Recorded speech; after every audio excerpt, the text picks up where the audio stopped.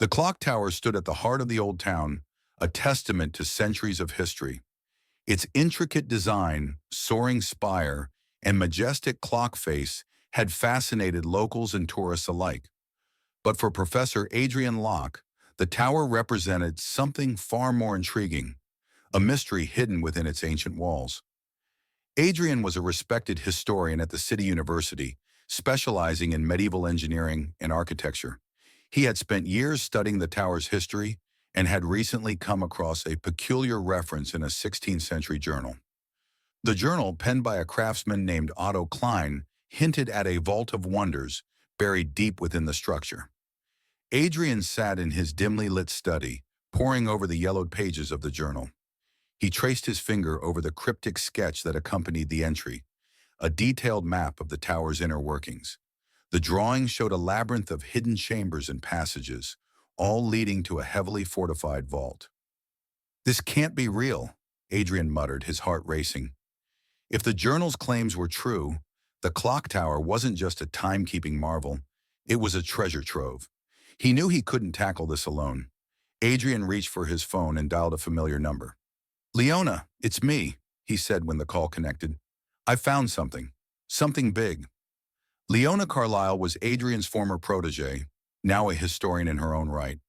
She had a reputation for being daring, unorthodox, and occasionally reckless. When Adrian explained his discovery, her interest was immediate. "I'm in," she said without hesitation. "When do we start?" "We'll need help," Adrian replied. "This won't be easy." Leona paused. "I know a guy, Marcus. He's unconventional, but he's brilliant with locks and mechanisms. And there's Elise. She's an expert in historical codes and ciphers." Adrian hesitated. "This isn't exactly a sanctioned expedition, Leona. If we get caught—" "I know," Leona interrupted. "But if this vault is real, the risks are worth it." The group convened a week later in Adrian's study. Marcus, a wiry man with sharp eyes and an ever-present toolkit, inspected the journal's sketches with a mixture of awe and skepticism. "This is insane," he said, grinning, "but I like it." Elise, a soft-spoken woman with an encyclopedic knowledge of medieval texts, studied the annotations. "These symbols," she said, pointing to a series of glyphs on the map. "They're from a forgotten dialect of Old High German. I can translate them, but it'll take time." Adrian nodded. "Time is something we don't have much of. The tower's undergoing renovations next month. If we're going to do this, we need to move fast." The team set to work, each member tackling a different aspect of the puzzle. Elise focused on decoding the symbols, while Marcus designed tools for bypassing the vault's defenses. Leona researched the tower's blueprints, and Adrian pieced together historical accounts that could provide clues. As the days turned into weeks, the group unraveled more of the tower's secrets.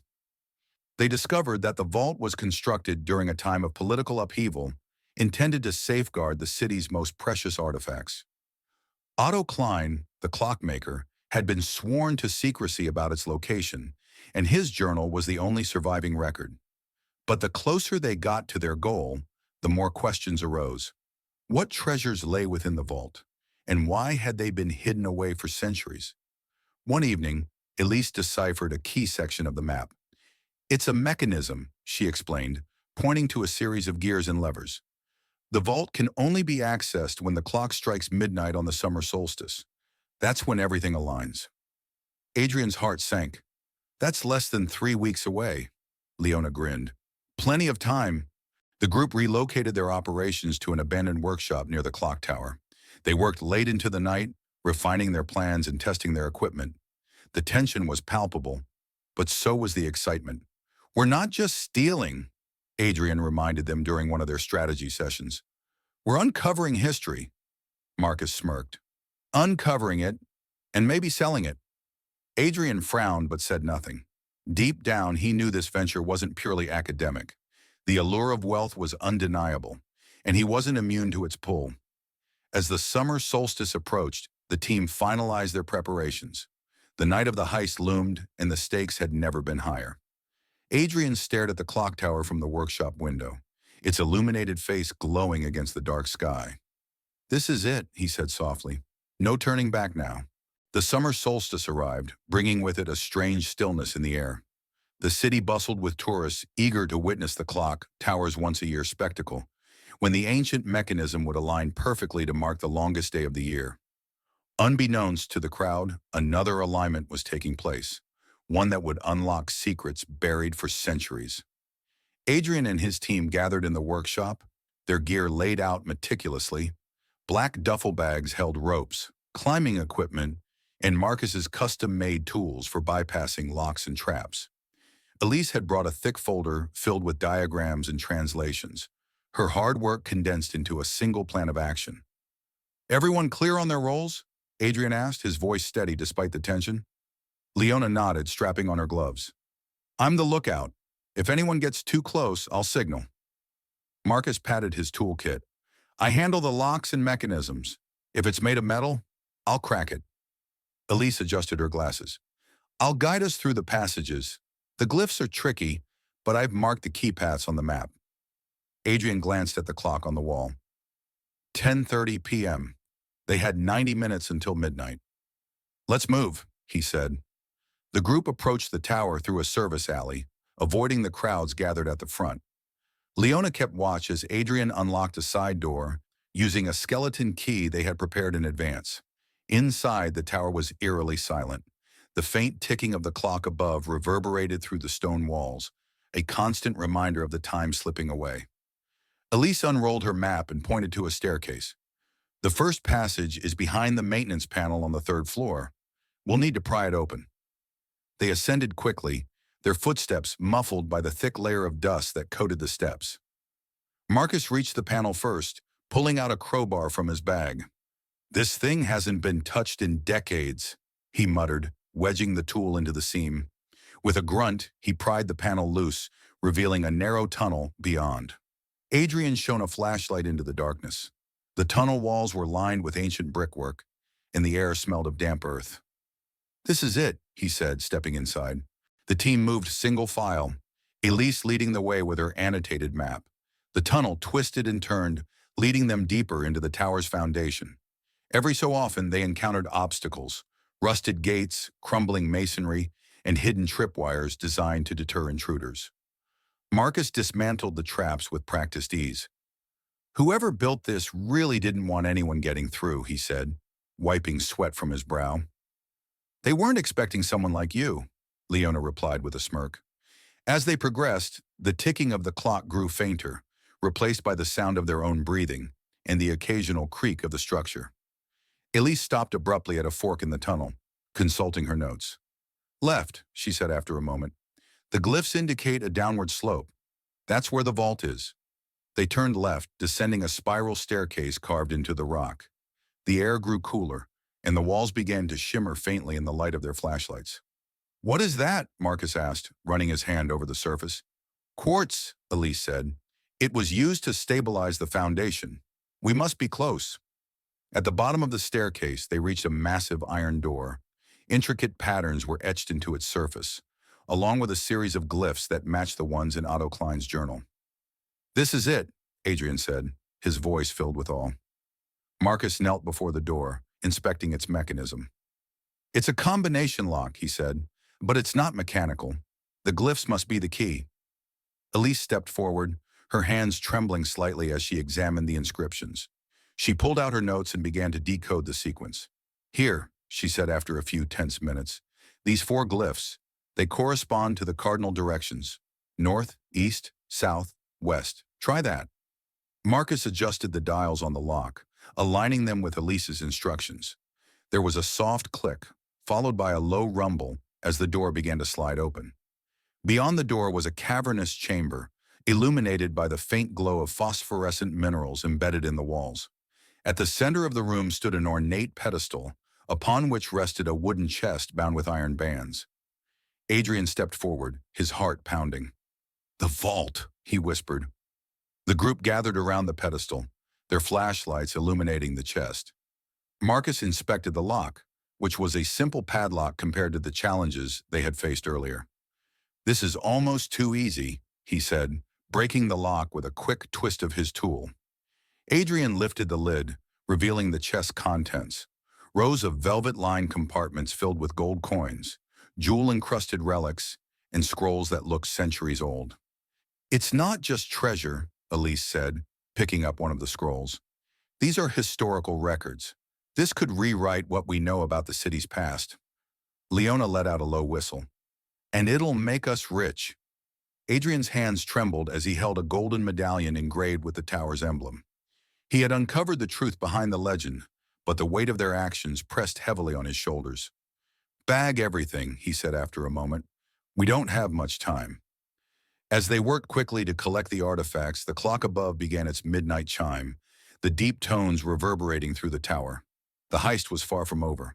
The final chime of midnight echoed faintly through the tunnel as Adrian and his team secured the last of the treasures in their duffel bags. The heavy, oppressive silence of the chamber returned, broken only by the faint rustle of movement as they worked. We're cutting it close, Marcus said, slinging a bag over his shoulder. The longer we're here, the higher the chance someone notices the side door. Adrian glanced at Elise, who was carefully wrapping one of the scrolls in protective fabric. Leave the rest, he said firmly. We've got enough. Elise hesitated, her hands lingering on the ancient parchment. This could be the key to understanding the city's origins, she murmured. Leona stepped in, her voice sharp. And we won't be around to read it if we're caught. Let's go. Reluctantly, Elise tucked the scroll into her bag, and the team began their ascent back through the labyrinthine tunnels. The journey upward was fraught with tension. The previously silent tunnels now seemed alive with sound, the scrape of their boots against stone, the faint creak of wood, and the ever-present ticking of the clock above. Every noise felt amplified, as though the tower itself was aware of their presence. At the fork, Elise hesitated. Left again, she whispered, consulting her map. Are you sure? Marcus asked, glancing nervously down the passage. Elise nodded. Positive. This is the quickest route to the maintenance panel. The group moved cautiously, their flashlights casting long, flickering shadows on the walls. Adrian brought up the rear, his mind racing. They had planned for nearly every contingency, but the enormity of what they had done weighed heavily on him. This doesn't feel right, he muttered to himself. Leona, overhearing, shot him a look. You're not getting cold feet, are you? Adrian shook his head. Number just uneasy. When they reached the maintenance panel, Marcus quickly reattached the cover, wiping away any signs of tampering. The team emerged into the third-floor corridor, their movements swift and silent. But as they descended the main staircase, Adrian froze. Voices drifted up from the lower levels, accompanied by the unmistakable crackle of a radio. Guards, he whispered, holding up a hand to stop the others. Leona peeked over the railing, her sharp eyes narrowing as she spotted two uniformed security officers near the tower's entrance. One of them was speaking into a walkie-talkie, his tone casual but alert. They're checking the doors, she said softly. If they find the side entrance unlocked, we're done. Adrian clenched his fists. We need a distraction, Marcus grinned. Leave that to me. The group retreated to a shadowy alcove as Marcus rummaged through his bag. He pulled out a small device, one of his custom creations. A remote-controlled noisemaker designed to mimic the sound of footsteps. He handed the remote to Leona. Set this off on the far end of the first floor. It'll draw them away long enough for us to slip out. Leona nodded and crept down the staircase, moving like a ghost through the dimly lit space. Moments later, the faint sound of hurried footsteps echoed from the opposite end of the building. The guards snapped to attention, their radios buzzing with urgent chatter. Did you hear that? One of them said, drawing his flashlight. Yeah, sounded like someone running. The guards moved toward the noise, their beams slicing through the darkness. Now's our chance, Leona hissed, rejoining the group. They descended the stairs quickly, sticking to the shadows. Adrian's heart pounded as they passed within feet of the distracted guards. The side door was just ahead, its edges glowing faintly with the light of the alley beyond. Marcus reached the door first, slipping through and holding it open for the others. One by one, they exited into the cool night air. The group didn't stop until they reached the workshop, their breaths coming in gasps as the adrenaline began to fade. That was too close, Elise said, collapsing into a chair. Marcus chuckled, wiping his brow. Close is fine, as long as we're not caught. Adrian set his bag down, his hands trembling. We need to lay low for a while. The authorities are going to investigate, and the vault's disappearance won't go unnoticed for long. Leona raised an eyebrow. You think they'll figure out it was us? Adrian hesitated. If we're careful, no. But we can't get sloppy. No selling, no sharing, nothing that ties us to this. The group fell silent, the weight of their actions sinking in. The treasure they had stolen wasn't just valuable, it was irreplaceable. And while the riches promised a new life, the risks were higher than any of them had anticipated. Later that night, Adrian sat alone in the workshop, staring at the medallion they had recovered. Its intricate design seemed to shimmer in the dim light, a symbol of both their success and the danger they faced. He couldn't shake the feeling that this was only the beginning. The clock tower's secrets had been uncovered, but what they had unleashed might prove even more perilous. With a sigh, he slipped the medallion into his pocket and glanced at the clock on the wall. It was 2 a.m., but he knew sleep would be elusive. The ticking of the clock seemed louder than ever, a reminder that time was no longer on their side. Adrian barely slept that night, his mind replaying every moment of their heist. The ticking of the workshop's clock felt louder than usual, a phantom echo of the tower they had left behind. By the time dawn broke, he was already going through the bags of loot, cataloging the artifacts meticulously. When the others arrived, he had laid everything out on a large wooden table. Marcus whistled low. Now that's a haul. Elise ran her fingers over a golden chalice, marveling at the craftsmanship. This isn't just valuable, it's priceless. Museums would kill to have some of these pieces. And collectors would pay even more, Leona added, leaning against the doorway. Adrian glanced at her. That's the problem. We can't just sell this stuff. It's too recognizable. The moment any of it surfaces, it'll trace back to us. Leona frowned. So what's your plan? Sit on it forever? For now, yes, Adrian said firmly. At least until the heat dies down. We can't risk selling anything until we're sure the authorities have moved on. The news broke later that day. The city's biggest media outlets covered the story of the clock tower's hidden chamber, though details were scarce. A shocking discovery at the city's historic clock tower, one anchor announced. Authorities have revealed that a secret vault beneath the structure was emptied of its contents last night. Experts believe the stolen artifacts date back to the 17th century. Adrian turned off the television, his stomach churning. They're calling it one of the most significant heists in the city's history, Elise said, her voice barely above a whisper. Marcus shrugged. Of course they are. They always exaggerate. They don't even know what was in the vault. Leona raised an eyebrow. But they know someone took it, and that someone is us. Adrian ran a hand through his hair. That's why we need to stay calm. They have no leads, no suspects. As long as we don't make any mistakes, we're safe. For the next week, the group maintained a low profile. Adrian monitored the news obsessively, searching for any signs that the authorities were closing in. Elise spent her time translating the scrolls they had recovered, uncovering details about the city's founders and the clock tower's construction. This one mentions a second vault, she said one evening, holding up a piece of parchment. Adrian looked up sharply. A second vault? Where? Elise frowned. It doesn't say, just that it was built as a fail-safe, in case the first one was ever compromised. Marcus smirked. So there's more treasure out there? Sounds like we've got another job lined up. Adrian shook his head. We're not going after it, not now anyway. One heist is enough. Let's focus on staying out of prison. Despite their precautions, tensions within the group began to rise. Leona grew impatient, her frustration bubbling over during a meeting at the workshop. We didn't risk everything just to sit around and do nothing, she snapped. We need to move the goods before they become dead weight. And I'm telling you, it's too dangerous, Adrian shot back. Do you want to end up on a wanted poster? Marcus intervened, his tone light but firm. Let's not turn on each other, all right? We knew this wouldn't be easy. Elise spoke up, her voice steady. Adrian's right. The artifacts are too recognizable, but there might be another way to profit without selling them directly. Leona crossed her arms. Like what? Ransom, Elise said simply. We returned some of the items anonymously in exchange for a payout.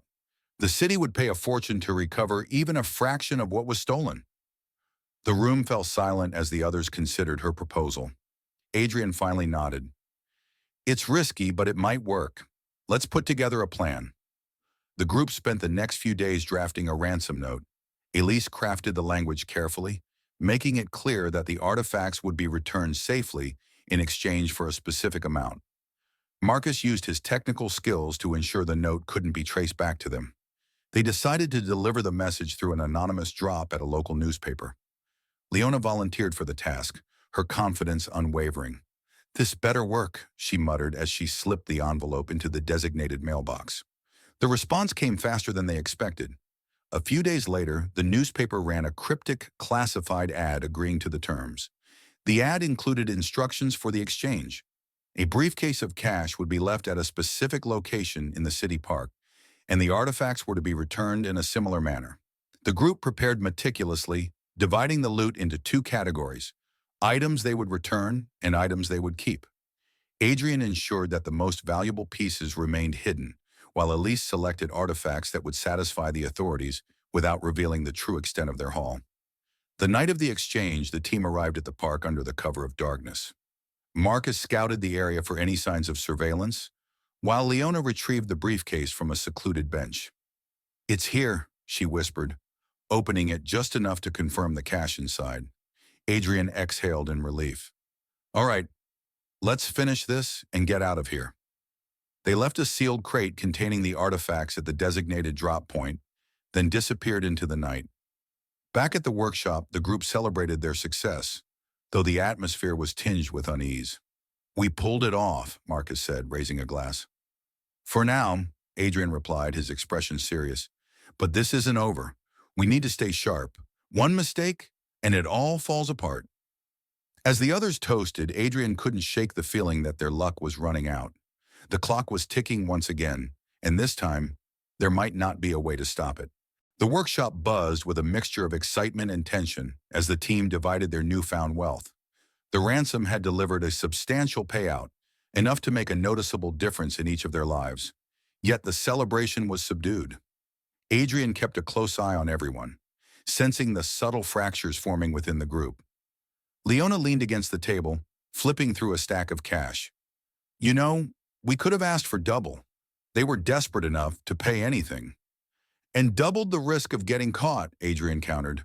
"We stick to the plan." Marcus smirked. "You and your plans, Adrian. Ever think about loosening up a bit?" "I'd rather stay out of prison," Adrian shot back. Elise broke the tension, holding up a worn journal she had been poring over. "I've been translating another set of notes. There's something we missed about the vaults." Adrian frowned. "What do you mean?" "Remember the mention of a second vault?" Elise began. "It wasn't just a failsafe. It was designed to be a decoy, a trap in case anyone got too close to the real treasure." The room fell silent as her words sank in. Leona narrowed her eyes. "A trap? Are you saying the artifacts we took aren't the real prize?" Elise nodded. "Exactly. The true vault is hidden deeper within the tower, accessible only through a mechanism tied to the clock itself." Marcus let out a low whistle. "That explains why the place felt so incomplete." Adrian crossed his arms. "It doesn't matter. We've already taken enough risks. The vault stays buried." Leona scoffed. "You can't be serious. If there's more to find, we'd be fools to walk away now." "Fools," Adrian said sharply. "Get caught." "We're lucky to be where we are." Elise hesitated, glancing between them. "The notes are clear, Adrian. The mechanism can only be activated once every few decades. If we don't go back now, the opportunity will be lost." The team argued late into the night, voices clashing as each member defended their stance. Adrian remained firm, unwilling to jeopardize their safety. But as the hours dragged on, the temptation of the second vault became harder to resist. In the end, it was Elise who swayed him. "This isn't just about money," she said quietly. "This is history. If we can unlock the second vault, we'll uncover something no one else ever has. Isn't that worth the risk?" Adrian sighed, running a hand through his hair. "All right," he said finally. "We'll go back. But we do it my way, carefully and on our terms." Over the next week, the team prepared for their return to the clock tower. Elise delved deeper into the journal, deciphering the cryptic instructions for accessing the hidden mechanism. Marcus refined their equipment, creating tools designed specifically for navigating the clock's inner workings. Leona, meanwhile, grew restless. "I don't like waiting," she said one evening, pacing the workshop. "You'll like it even less if we mess this up," Adrian replied. By the time the team was ready, the clock tower had become a hub of activity. The theft had drawn researchers, preservationists, and media attention, complicating their plans. "We'll need to time this perfectly," Adrian said, laying out the new blueprint. "The clock mechanism resets itself at midnight. That's our window." The night of the heist, the team approached the tower with the same precision as before. But this time, the stakes felt higher. Adrian led the way, guiding them through the tunnels and up into the clock chamber. The air was thick with tension as Elise began working on the mechanism, her hands steady despite the pressure. "Almost there," she murmured, her eyes fixed on the intricate gears. Marcus kept watch at the door, his sharp ears tuned for any sound of approaching footsteps. Leona stood nearby, her gaze darting between Elise and Adrian. "Got it," Elise said finally, stepping back as the mechanism clicked into place. The clock's hands moved with a slow, deliberate grace, aligning themselves in an unusual configuration. A low rumble echoed through the chamber as a hidden panel slid open, revealing a narrow staircase descending into darkness. Leona grinned. "Looks like you were right, Elise." Adrian held up a hand. "No celebrations yet. Let's move." The team descended cautiously, their flashlights cutting through the gloom. The air grew colder as they went deeper, the walls lined with strange carvings that seemed to tell a story. When they reached the bottom, they found themselves in a vast circular chamber. At its center was a pedestal, atop which sat a single object, a crystal orb glowing faintly in the dim light. Elise gasped. "It's beautiful." Marcus stepped forward, his eyes wide. "That's it? All this for a fancy paperweight?"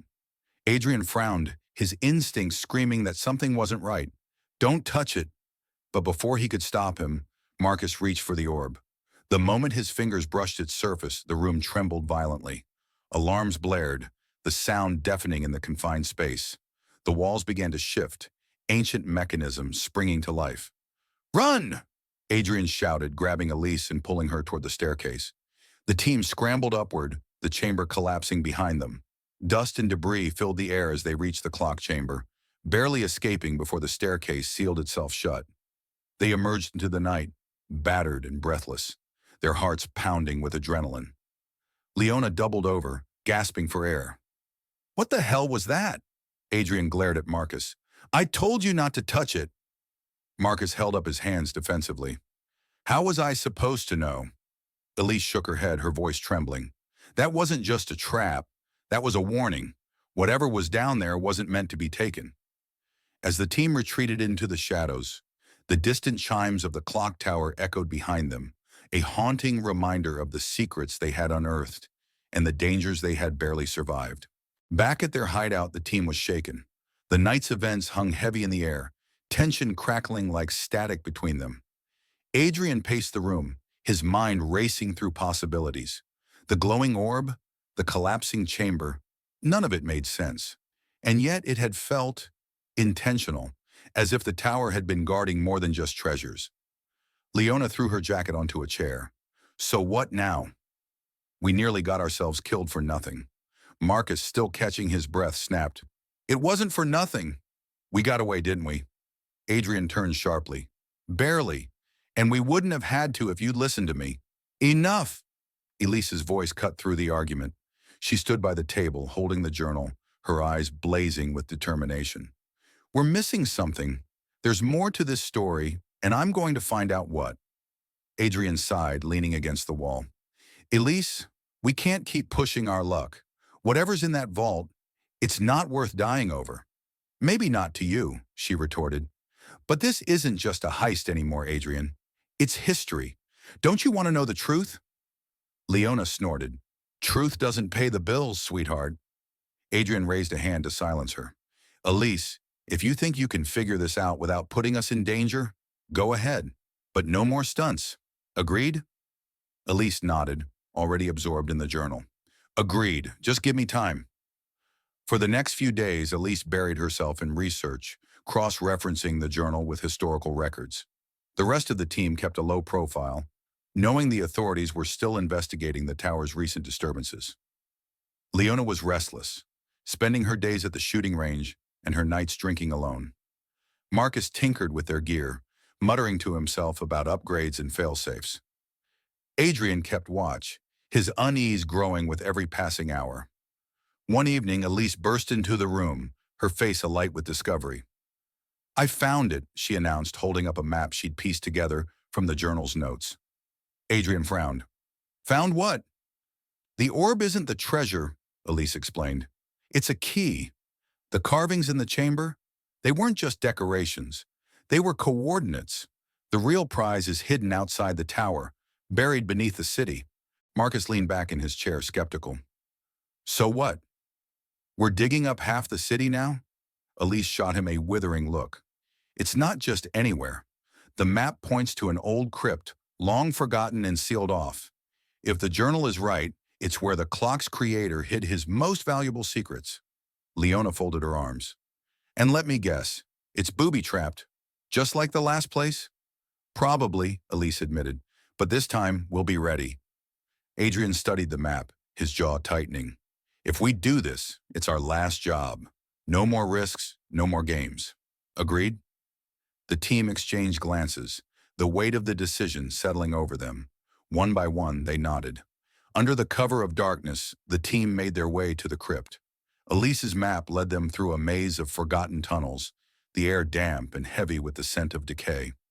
"This place gives me the creeps," Leona muttered, her flashlight cutting through the shadows. "Focus," Adrian said, his voice steady. "We're close." They reached a sealed door, its surface engraved with intricate symbols. Elise stepped forward, the orb clutched tightly in her hands. She inserted it into a central indentation, and the door groaned as it slid open, revealing a chamber lined with gilded artifacts. Marcus let out a low whistle. "Now that's more like it." But Adrian's instincts screamed a warning.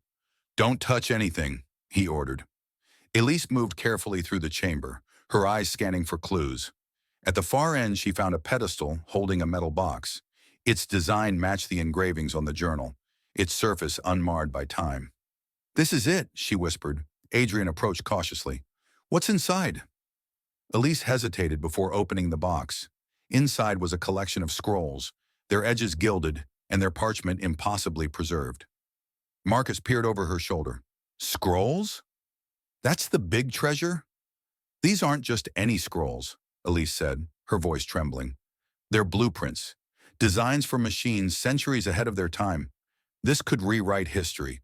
Leona rolled her eyes. "History doesn't pay, remember?" Adrian shook his head. "We're taking them, all of them. But we need to move, now." As they gathered the scrolls, the chamber began to tremble, the walls cracking as ancient mechanisms activated. "Not again," Marcus groaned. "Run!" Adrian shouted, leading the team back through the tunnels. They emerged into the night just as the crypt collapsed behind them, a cloud of dust billowing into the air. Breathless and shaken, the team regrouped at their hideout. Adrian placed the scrolls on the table, his gaze heavy. "This isn't just about us anymore," he said. "These scrolls could change everything. We need to be smart about what we do next." Elise nodded, her eyes bright with determination. "We've made history tonight, Adrian. Now we have to decide what kind of legacy we want to leave." As the team debated their next move, the distant toll of the clock tower echoed through the city, a haunting reminder of the secrets they had unearthed and the price they had paid to uncover them. The hideout was quiet except for the faint ticking of an old clock on the wall, a relic Adrian had picked up during one of their earlier jobs. Now it seemed to echo the monumental decision the group had to make. The gilded scrolls, neatly stacked on the table, felt like a curse and a blessing all at once. Adrian leaned back in his chair, his arms crossed, his expression grave. "We need to think this through. These aren't just artifacts. They're blueprints for inventions that could change the world. But the wrong hands could turn them into weapons." Elise sat forward, her fingers running over the edge of one scroll. "Adrian, this is a chance to be more than criminals. We could use this knowledge for something good." Leona scoffed, pacing the room. "You sound like you want to start a charity. Good luck funding that with blueprints no one understands." "Not everyone's as short-sighted as you." Elise shot back. Leona slammed her hands on the table. And not everyone has a death wish. Do you know how many people would kill us just to get these? Marcus cleared his throat, diffusing the tension. What if we sold them? A private auction, maybe. We'd control who gets them, and we'd be set for life. Adrian shook his head. It's too risky, and it's not just about the money. These scrolls are tied to the tower's history. If they surface, someone will trace them back to us. The room fell into uneasy silence until Elise spoke again, her voice softer now. What if we donate them anonymously to a university or a museum? Let someone else handle their legacy. Leona threw up her hands. And what's in it for us? A thank you note? Maybe it's not always about us, Elise argued. Adrian stood, his tone decisive. Enough. We'll sleep on it. No one does anything without a plan. Agreed? Reluctantly, the others nodded, though tension lingered as they headed to their rooms. In the middle of the night, a faint noise roused Adrian. Years of experience had honed his instincts. He knew when something wasn't right. He slipped out of bed, grabbed his pistol, and moved quietly toward the main room. The sight stopped him cold. Leona stood by the table, stuffing the scrolls into a duffel bag. She froze when she saw Adrian, her expression a mix of guilt and defiance. What are you doing? Adrian asked, his voice low but dangerous. What I have to, Leona replied. These scrolls are a ticket out of this life. I'm done waiting for you to play hero, Adrian. This isn't just about you, Adrian said, stepping closer. And it's not just about you either, Leona snapped. We've sacrificed too much for this. I won't let you throw it all away. The argument woke Marcus and Elise, who arrived just as Adrian and Leona's confrontation reached its peak. Marcus looked between them, bewildered. What the hell is going on? She's trying to steal the scrolls, Adrian said. Leona turned to the others, pleading. Don't you see? This is our chance. We sell them, split the money, and disappear. No more hiding, no more jobs, no more danger. Elise stepped forward. Leona, this isn't who we are. We're a team. If we start betraying each other, we're no better than the people we've been running from. Leona hesitated, the duffel bag slipping slightly in her grip. For a moment it seemed she might relent, but then she bolted for the door. Adrian was faster.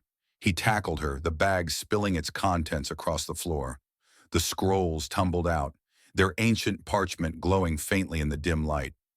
Leona struggled beneath him, shouting, Let me go! You're all fools if you think these are anything but a payday.